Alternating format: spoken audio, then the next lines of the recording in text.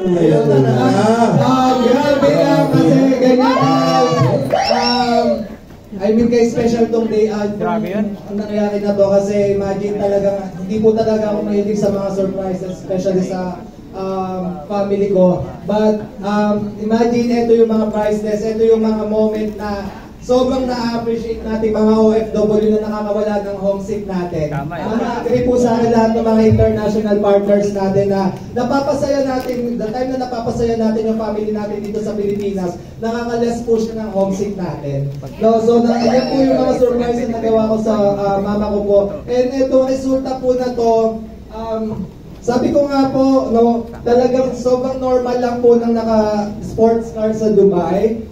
Sobrang normal lang po as in kung saan po kayo lumingon mas sobrang daming sports car. But ang hindi po kasi normal dito, Pilipino po yung yun! Ako sa Pilipino!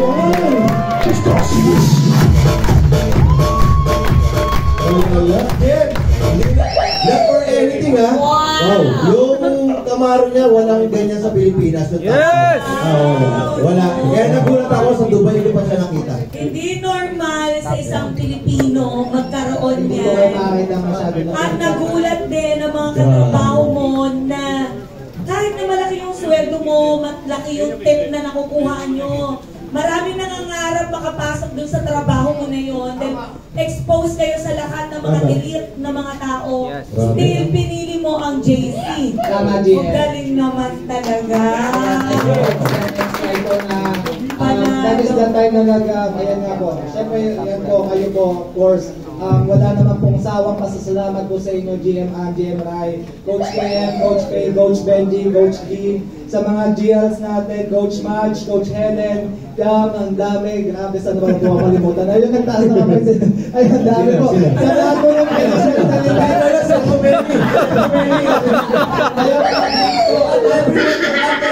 of course, hindi ko malilimutan yung GL ko, grabe. Imagine, pwede naman po, GL, hindi na ako puntahan, pwede naman po, na-build niya naman ako through Zoom lang. Pero yung puntahan niya po ako, balik-balikan niya ako sa Dubai, this is the result ko. Ito po yung result ko. Hindi lang po sa business, but spiritually, talaga nabago niya po yung buhay. Wow! Of course, Madam Geraldine po yung Nagpapakasyon na lang sa dito eh. Apo, wala po. Maraming salamat ginagawa. Next, if this is your last live, ano ang message mo sa mga OFW? Ayan, sa lahat ng OFW na nakikinig ngayon, Or may balak mag-abroad? ayan, may balak, no? Kasi sobrang ganda magtrabaho sa Dubai eh. Tama, GM. Yun talaga, maraming ang tao ngayon, pagka-graduate, ang mindset nila magtatrabaho ako dun eh. Ask me why? Ask me why? Sa hindi nakakaalam, Dubai is the place ng lahat ng luxury at pinakamalala. Nandyan ang the only 7-star hotel in the world. Nandyan ang tallest building in the world. At nandyan din ang tallest hotel in the world. So lahat ng mga malala nasa country nila, nasa UAE. So pangarap talaga yan. Ayan, pag napanood mo yung movie ni Aga Mulak, pati ni John, in Dubai. Hindi nila alam yun. Alam mo yun, Ano ang humingi yung mga nakaka-relate na ako. Kasi edad nyo. Ano ba? Sino mo one? Ano ang message ko? Tama na dito. O, nasisi pa ako? Sige na dito. Ayan, sa lahat Baka ng kasi, mga... wait lang. Baka kasi hindi makahinga. Pinakamahan ako, GM. Ano ang mensahe mo sa mga balak mag-abroad? Eh, yung mga marami ng experience sa abroad, tapos nilulook up ka nila ngayon, naiyak sila, na-inspire sila, na gusto rin nila ng ganyan, yung dadating yung time, happy unemployed ka, kasama ng pamilya mo, at meron kang negosyo na Tama, gano'n. GM. So, talagang na-bless ako. Again, we are not against sa mga OFW or empleyado ka. Iyan yung pinaghirapan natin yan. Kaya tayo nandiyan, kaya kayo nandiyan kasi in-importan nyo yan, binigyan nyo ng time yan, kaya ganyan yung posisyon nyo sa trabaho. So again, ang maganda lang dito, no, ang ginawa ko lang talaga, nagsimula lang ako, nagdesisyon lang po talaga ako. No, wala naman talagang, wala mauumpisahan kung wala kang uumpisahan talaga.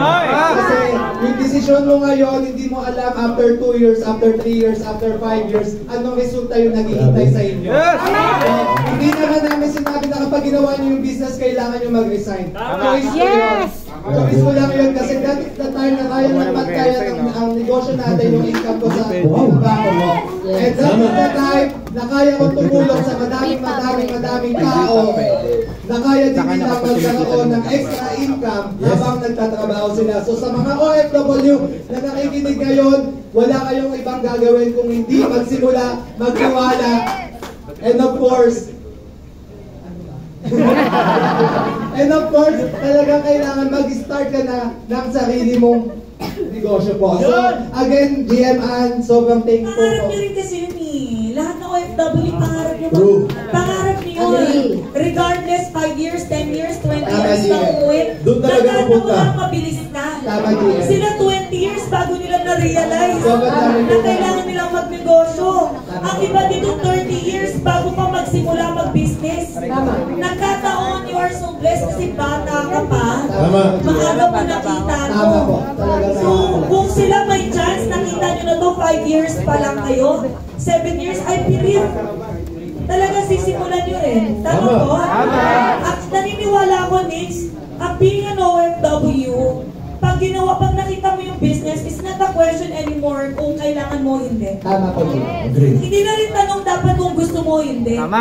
Ako kasi pag may kausap ako OFW, hindi ko na siya kailangan tanungin kung gusto niya o hindi. Ask me why. Kasi Why? I do believe ang pagpunta sa abroad, pwedeng gusto niya. Pero yung pagstay niya doon, kasi malayo ang pamilya, at pag nagkasakit na siya doon, nang siya lang mag-isa, staying there, hindi niya na gusto yun. Nag-i-stay na lang siya doon kasi kailangan niya. So pag nakita niyo na yung negosyo natin, hindi ko na kailangan tanongin gusto mo o hindi. Kasi marami kang ang ginagawa sa buhay mo na hindi mo gusto, pero hindi, you're doing it. Tama. So, ginugusto mo na lang kasi kailangan mo. Ang maganda kasi dito ngayon sa business natin sa JC, kailangan mo na siya, gusto mo pa siya. Yun. Tama.